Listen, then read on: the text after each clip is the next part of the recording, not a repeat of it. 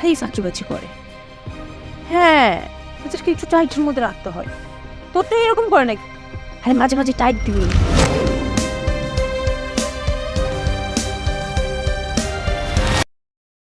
কবে আসবি? হ্যাঁ ভাবি, ওয়েট এ মিনিট, তো হোল্ড করতো। হ্যাঁ বল। ভাবি, কাপড় চোপড় ধুয়ে ছাদে শুকাতে দিয়ে আসছি, আর কিছু করতে হবে? ঘর মোছা শেষ হয়ে গেছে? হ্যাঁ, সেটা তো অনেক আগেই শেষ। তাহলে কি করবি? ও, একটা কাজ কর, এই ওয়াশরুমটা যে ক্লিন করে নে, দেন হলো নিজে গোসল করে রান্নাটা চাপাই দে। ওকে ভাবি, তুমি কি এখন গোসল করবা? আসলে গিজারটা তো নষ্ট হয়ে গেছে, তাই তুমি যখন গোসল করবা আমি পানি গরম করে দিব তোমার জন্য। ঠিক আছে, বসিয়ে তো, অসুবিধা নেই তো। কি রে, 7 দিনে মনে হচ্ছে আপিয়ে গেলে? না না ভাবি, আমি ঠিক আছে। হ্যাঁ, থাকলে ভালো। হ্যাঁ বল। আমাকে কেউ না, আমার বাসার কাজের মেয়েটা ভাই চাকরিবাজি করে। হ্যাঁ, ওদেরকে একটু টাইটের মধ্যে রাখতে হয়। তোর তো এরকম করে নাকি? হ্যাঁ, মাঝে মাঝে টাইট দিবি।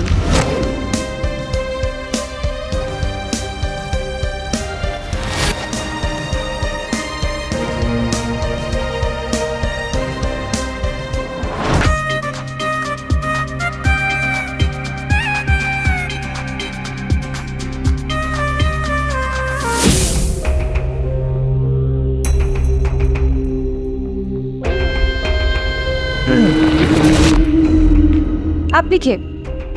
তুমি আমাকে চিনবা না, আমি তোমার ম্যাডামের ছোট ভাই, চাওতো ভাই। তো আমার রুমে কি চাই? তেমন কিছু না, আপু তো ওয়াশরুমে শুনলাম বাসায় নাকি একটা সুন্দরী কাজের মেয়ে আসছে, তাই ভাবলাম একটু কথা বলে আসি। আমার সাথে আপনার দেখা করতে হবে না, যান বের হন আমার রুম থেকে। আমি কি বের হওয়ার জন্য আসছি? শোনো, চল মানে দুজন মিলে সুন্দর রোমান্টিক কিছু গল্প করি। আমার কোনো ইচ্ছা নেই আপনার সাথে গল্প করার। আমার রুম থেকে এক্ষুনি বের হয়ে যান, যাইতে বলছি যান। বুঝো না কেন, তোমার তো আমি টাকা দেবো, এমনি এমনি বলতেছি না। তুমি এখানে চাকরি করে কয় টাকা বেতন পাবা বলো? তোমারে তার থেকে 3-4 গুণ বাড়ায় দিন। তোমার এই যে কসমেটিক্স, কাপড় চোপড়, ফিকা চুড়ি যা লাগে সব দিন। ঠিক আছে। খবরদার আর একটা বাজে কথা বলবেন না, আর একটাও যদি বাজে কথা বলেন তাহলে আমি এক্ষুনি কিন্তু ভাবিকে ডাক দিব। এই মেয়ে, তুমি আপুরে ভাবে বলো কেন? ম্যাডাম বলবা, ম্যাডাম, বুঝছো? আমি এই বাড়ির কাজের মেয়েরা, আমি আদনান ভাইয়ের ছোট বোন। হ্যাঁ, তাহলে তো আরও ভালো, তুমি আমার বিয়ান লাগে।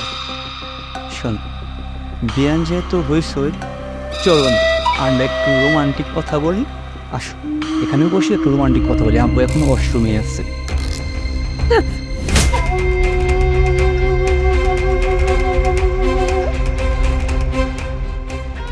কি ভাবছ আমি রাগ করছি? একদম না, তুমি আমার বিয়ান হও, আমাকে একটা থাপ্পড় মারতেই পার, কোনো সমস্যা না। চলো না আমরা। খবরদার আমাকে স্পর্শ করতে আসবি না, তাহলে তোর কিন্তু অনেক ক্ষতি হয়ে যাবে। রাখো তোমার ক্ষতি। ক্ষতি কি করো তুমি? হ্যাঁ হ্যাঁ, কি করো তুমি?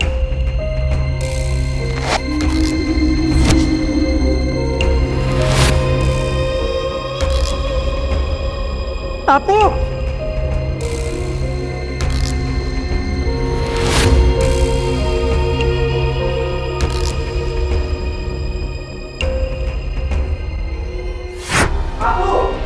আপু, আপু, আপু, কই তুই?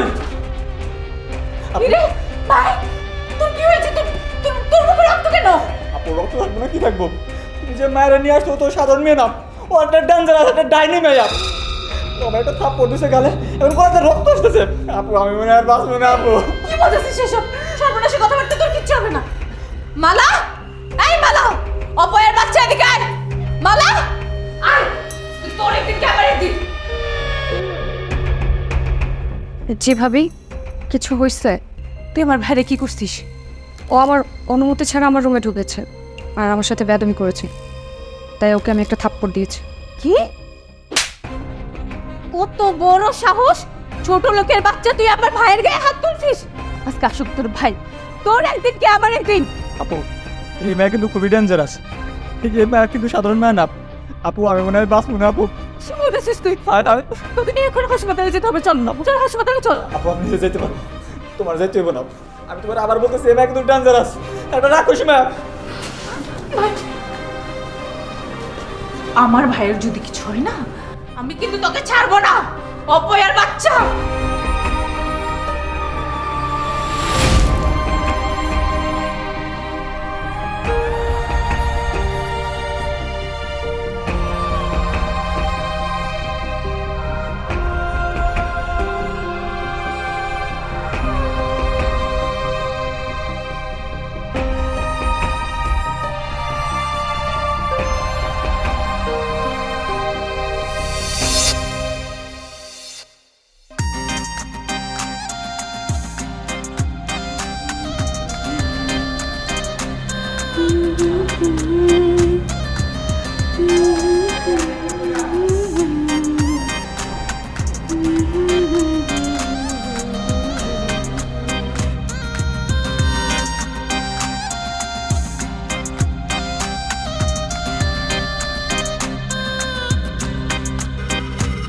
কিরে, আমার গোসলের পানি গরম করছিস?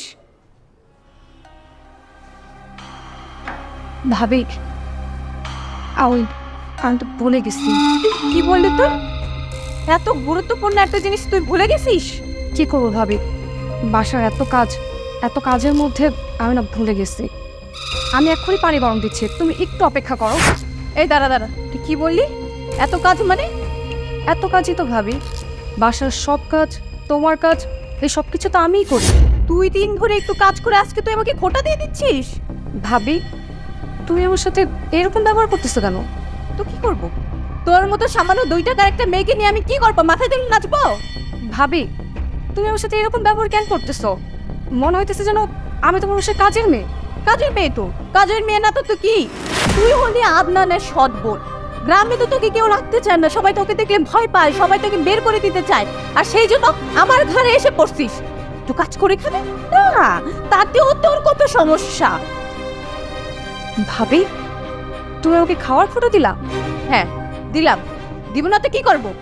এই শোন, আমার বাসায় থাকতে গেলে আমার কথা মতো চলতে হবে, আর এসব রং ঢং এখানে থেকে যা, আমার জন্য এক্ষুনি গরম পানি করে নিয়ে। অপয়া কোথাকার। তুমি আমাকে অপয়া বললা? এই তুই 2 টাকার মেয়ে হয়ে আমার চোখে চোখ রেখে চোখ রাঙায় কথা বলিস? তোর কত বড় সাহস! আজকে আসুক আদনান আসলে আমি তোকে ঘাট ধাক্কা দিয়ে বাসা থেকে বের করে দিব। আমিও জানি কি করে এই বাসা থেকে তোকে বের করতে। আমি এখন ঠান্ডা পানি দিয়ে গোসল করতেছি। আমার বাচ্চার যদি কিছু হয় না, তাহলে সব দায়ভার তোর উপর যায়। ভাবি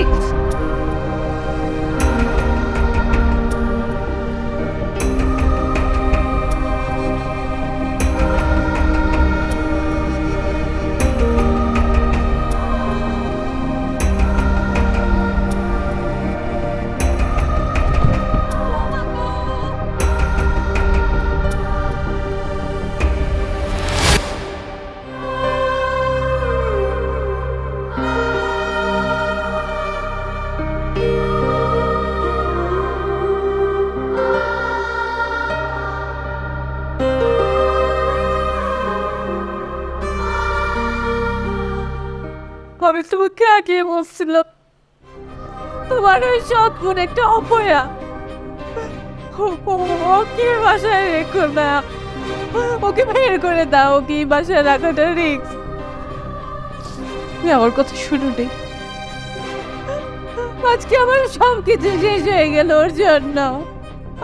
আমার নিজের পেটের সন্তানকে আমি হারিয়ে ফেললাম। দুনিয়াতে আসার আগে আমাকে ছেড়ে চিরতরে চলে গেল। কিছু আমি আর কিছু ভাবতে পারছি না নাবিলা। একদিকে আমার স্বপ্ন শেষ, অন্যদিকে আমার অফিস আমাকে জানিয়ে দিয়েছে আগামী 3 বছর আমার কোনো প্রমোশন হবে না। কি বলছো তুমি? হ্যাঁ আমি ঠিকই বলছি। অফিসে কে যেন আমার বিরুদ্ধে রিমার ছড়িয়েছে। বস তো আমাকে ডিরেক্ট বলে দিল এই 3 বছর যেন আমি উঁচু গলায় কোনো কথা না বলি। কি সব কিছু হয়েছে তোমার ওই অপয়া বোনের জন্য। ও আসার পর থেকে একটার পর একটা অশান্তি আমাদের জীবনে লেগে আছে। এখন কি করব বলো? আমার বোনকে তো আমি বাসা থেকে বের করে দিতে পারি না। তাই বলে ওই অপয়ের সঙ্গে আমাকে এই বাসায় একই চাইতে দিতে থাকতে হবে? আমার জীবনের সব থেকে বড় ক্ষতিও করেছে, এত বড় ক্ষতির পর আমি কি করে ওর সঙ্গে এখানে থাকবো? দেখো নাবিলা, একটু ধৈর্য ধরো। কি করব বলো? গ্রামে তো সে যেতে পারে না, গ্রামের লোকজন তাকে দেখতে পারে না। এখন যদি ওকে আমার বাসা থেকে বের করে দেই, ব্যাপারটা কেমন দেখায় বলো তো? যেমনই দেখা, এই ডাইনির সঙ্গে আমি এক ছাদের নিচে আর এক মুহূর্ত থাকবো না। তুমি ওকে এখান থেকে তাড়ানোর ব্যবস্থা করো তাড়াতাড়ি। নাবিলা, একটু ধৈর্য ধরো। আমি দেখছি কিভাবে ওকে চিরদিনের জন্য বাসা থেকে তাড়ানো যায়। একটু ধৈর্য ধরো। এদিকে আব্বাও ফোন ধরছে না। আব্বা যদি ফোন ধরতো তাহলে তো বলতাম ওকে যেন নিয়ে যায়। তোমার যা খুশি তাই করো, ওকে দরকার পড়লে বিয়ে দিয়ে দাও, এখান থেকে বের করে দাও, কিন্তু কিন্তু আমি আর ওর আশেপাশে থাকবো না। তোমাকে আমি আবারও বলছি, একটু ধৈর্য ধরো। এই অবস্থায় যদি ওকে বাসা থেকে বের করে দেই আর ওর যদি দীর্ঘশ্বাস পড়ে, তাহলে তো আমাদের আরো বড় ধরনের ক্ষতি হয়ে যাবে। ক্ষতি? তুই ক্ষতির কথা বলছো? এর থেকে আর কি বড় ক্ষতি করবে আমার? আমার তো সব থেকে বড় ক্ষতিটাই হয়ে গেল। আমার নিজের সন্তানকে আমি হারিয়ে ফেলছি, ওকে দুনিয়ার মুখটুকু আমি দেখাইতে পারলাম না। আমার জীবন নাই।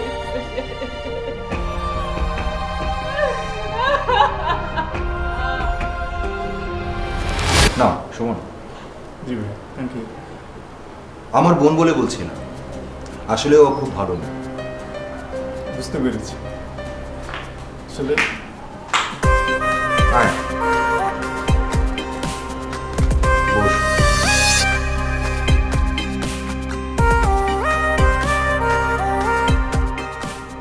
আপনার নামটা জানতে পারি? জি, মালা। বাহ, খুব সুন্দর নাম। আমার বোনটা অনেক লাজুক, অপরিচিত কারোর সাথে কথা বলতে চায় না। দেখেই বোঝা যাচ্ছে। মালা, যা বোন, আমাদের জন্য চা বানিয়ে নিয়ে আয়। না না ভাইয়া, আমি আর কিছু খাবো না, প্লিজ। আরে আমার বোনের হাতের এক কাপ চা না খেয়ে গেলে কি হয়? যা, তুই চা নিয়ে আয়। জি ভাইয়া।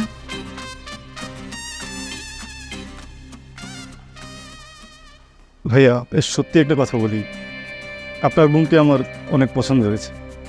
আলহামদুলিল্লাহ। আমি বাসায় গিয়ে বাবা মাকে বিষয়টা বলছি। আশা করছি মালাকে দেখার পর তাদের আর অমত হবে না।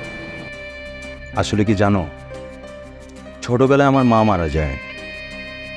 ছোট মা এসে আমাকে কোলে পিঠে করে মানুষ করেন। তখন থেকে আমি আমার বোনকে কখনো সৎ বোন হিসেবে দেখিনি। হ্যাঁ, আসলে আপনার কথা শুনে মনে হচ্ছে আপনার বোনকে আপনি অনেক ভালোবাসেন। এই যে আমাদের চা এসছে।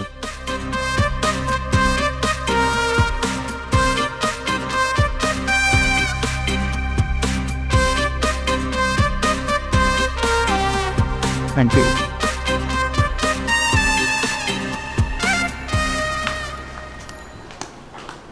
চা খেয়ে দেখ।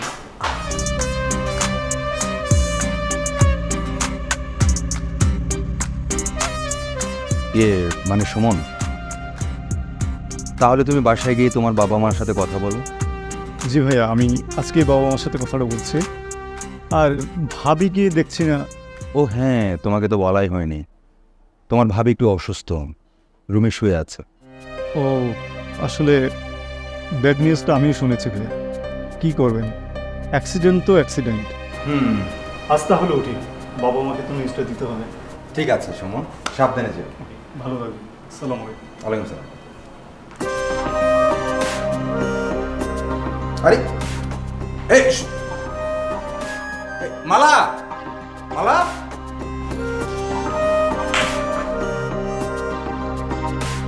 জি ভাইয়া। এই সুমনের ফোনটা একটু দিয়ে আয় তো। জি।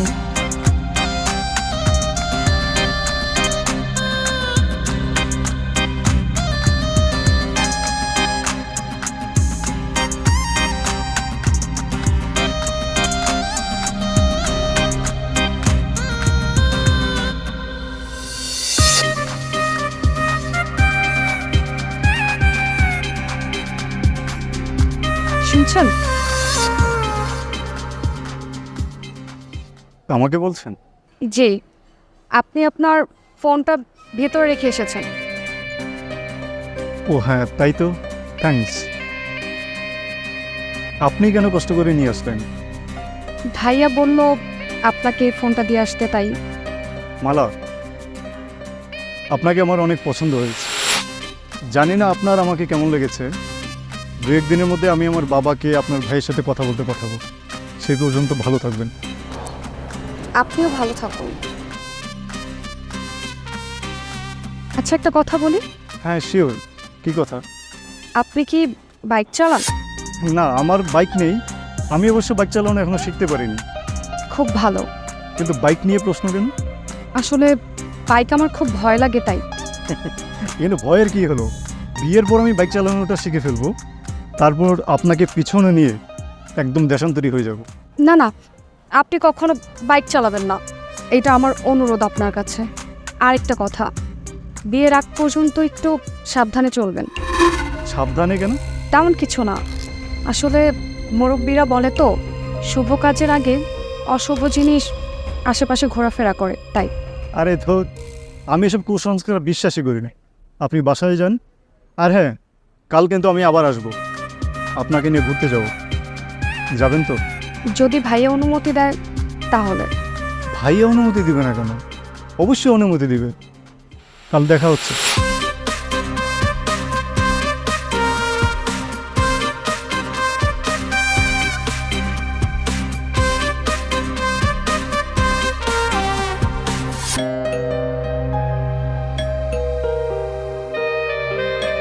বাবা অস্থির হয়ে যে আসছি।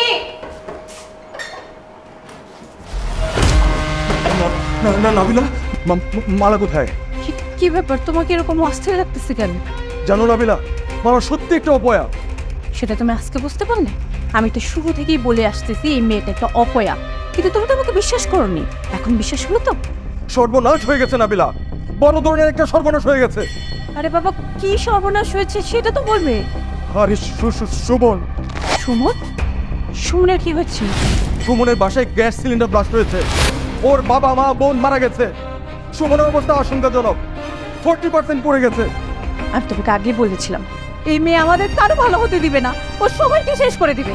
আর ওর তো কখনো বিয়ে হবে না, কারণ ও তো একটা অপয়া, ওর সঙ্গে অশুভ শক্তি আছে, আর সেই অশুভ শক্তি ওর বিয়ে হতে দেবে না। গ্রামের লোকজন ঠিকই বলেছিল মালাকে যেন গ্রামে ঢুকতে দেওয়া না হয়। গ্রামের লোকজন চিনতে পেরেছে, অথচ আমরা ওকে চিনতে পারলাম না, আমাদের বাসায় আশ্রয় দিলাম। এবার বুঝতে পেরেছো তো আমরা কত বড় ভুল করেছি? ও আমার বাচ্চাটাকে খেয়েও শান্ত হয়নি, ও এখন আমাদের সবাইকে শেষ করে দিবে। চলো এক্ষুনি এই মুহূর্তে এই অপয়াটাকে আপনাদের বাড়ি থেকে বের করে দিই। হ্যাঁ ঠিকই বলেছো, অনেক দেরি হয়ে গেছে, আর দেরি করা যাবে না। ওকে বলতে হবে কাল সকালে যেন আমার বাসা থেকে বের হয়ে যায়। না না, কাল সকালে না, অতক্ষণ অনেক দেরি হয়ে যাবে, আমাদের অনেক ক্ষতি হয়ে যেতে পারে। চলো এক কাজ করি, ওকে এক্ষুনি এই মুহূর্তে বের করে দিই, কোনো সকাল পর্যন্ত ওয়েট হবে না। চলো আজ আমার বাসা থেকে ওকে বের করে দিয়ে চিরদিনের মতো ভাই বোনের সম্পর্ক ছিন্ন করবো। চলো।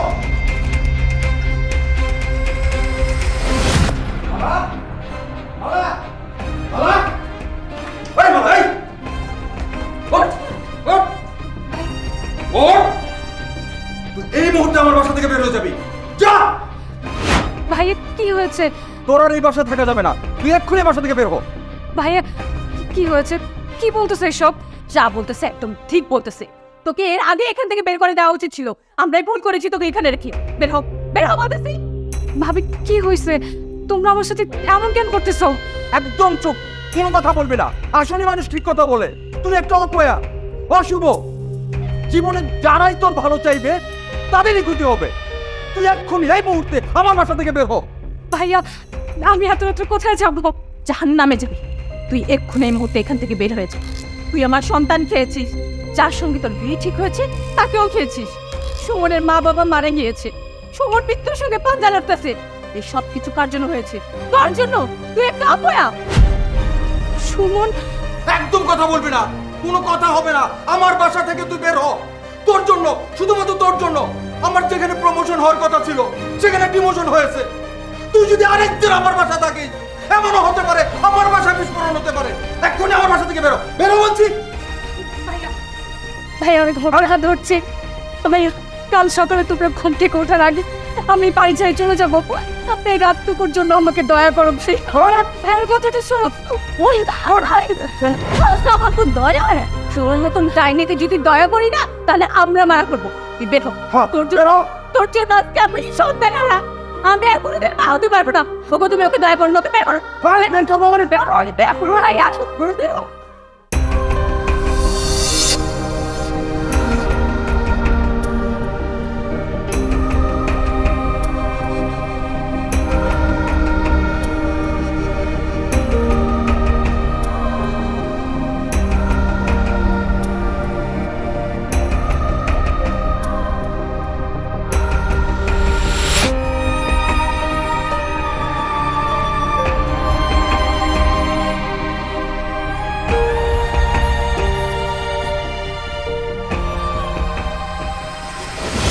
আমরা আপনার সব অভিজ্ঞতা বিচার বিবেচনা করে দেখলাম আপনি একজন দক্ষ এমপ্লয়ি, কিন্তু আপনার জ্ঞানের আলো খুব কম। আপনি কি এমন দেখলেন যে আপনার মনে হয়েছে আমার মধ্যে জ্ঞানের আলোর অভাব? আমি তো এখনো এক্সামই দেইনি। এক্সাম দিয়েই কি একজন মানুষের ভেতরে কতটুকু জ্ঞান আছে সেটি পরিমাপ করা যায় মিস্টার আদনান? না, তা অবশ্য যায় না। আপনি তো একজন কুসংস্কারাচ্ছন্ন লোক। আপনি এই সময় এসেও কুসংস্কারে বিশ্বাস করেন। সৃষ্টির শ্রেষ্ঠ জীবকে আপনি অশুভ, অপয় মনে করেন, তাই না? না, আমি কখনো তা মনে করি না। তাই না? আচ্ছা, আপনার না একজন সৎ বোন ছিল, মালা, যাকে আপনি এবং আপনার ওয়াইফ মিলে রাতের আধারে কুকুর বিড়ালের মতো বাড়ি থেকে তাড়িয়ে দিয়েছিলেন? স্যার, আপনি এসব জানেন কি করে? আমি বলেছি। মালা, তুই? তুই করে বলবেন না।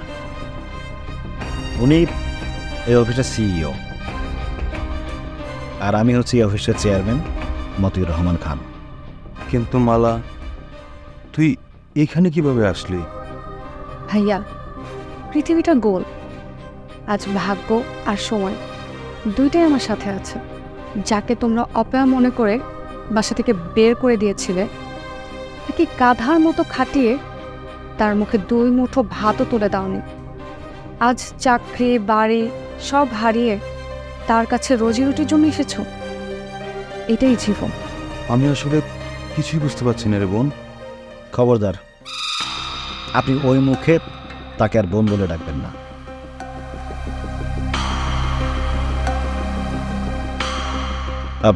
রিসিপশনে মিস নাবিল নামে একজন বসা আছেন, ওনাকে একটু ভিতরে পাঠিয়ে দেন।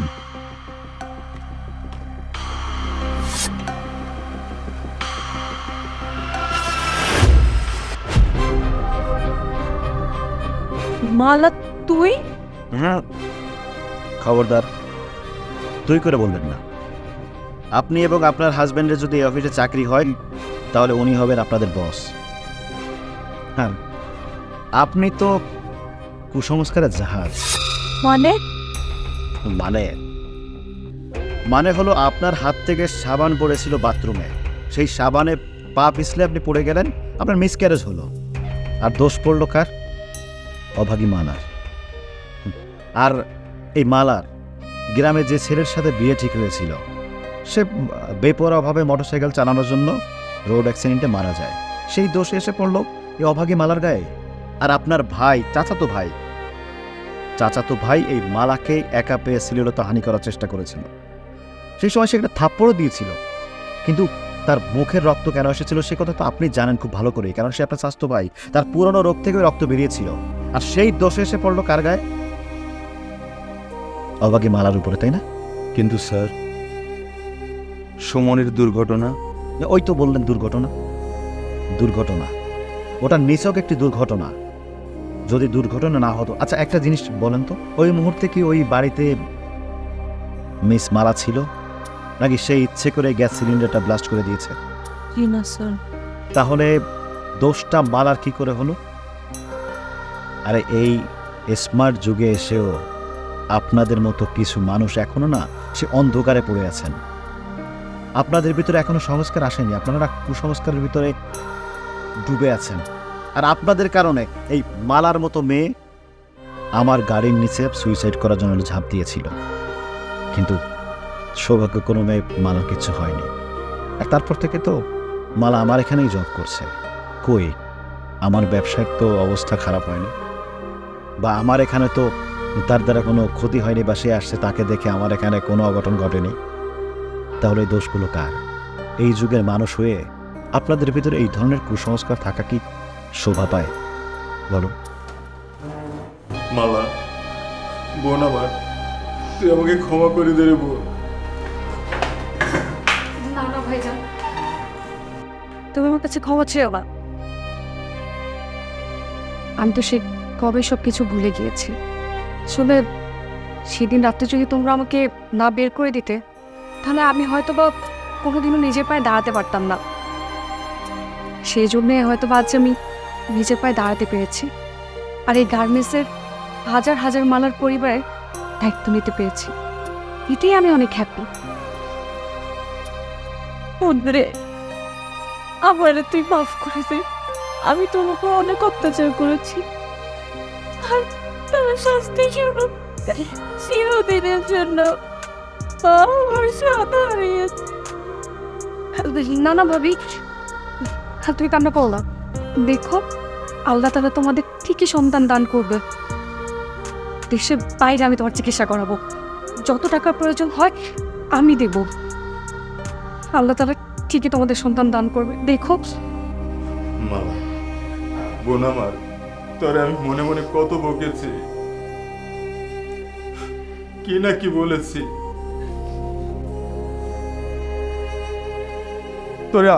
তোকে আমি কত আঘাত দিয়ে কথা বলেছি, তুই সবকিছু মুখ বুঝে সহ্য করেছিস। এক কুসংস্কারের কথা বলছিস? স্যার, আপনি কুসংস্কারের কথা বলছেন? হ্যাঁ, তখন আমাকে কুসংস্কার গ্রাস করেছিল। আমি কি কি সিচুয়েশনের মধ্যে ছিলাম, অন্য সবার মতো কুসংস্কারকে বিশ্বাস করা ছাড়া আমার কোনো উপায় ছিল না স্যার। কিন্তু আজ আমার গর্ব হচ্ছে, এই মালার মতো একটা বোন আমার আছে। জানেন স্যার, গ্রাম থেকে বাবা অসহায় মালাকে নিয়ে শহরে তারই হতভাগা ছেলের কাছে এসেছিল, কিন্তু বাবার তার আঘাত নিয়েই আমাদের পৃথিবী ছেড়ে চলে যেতে হলো।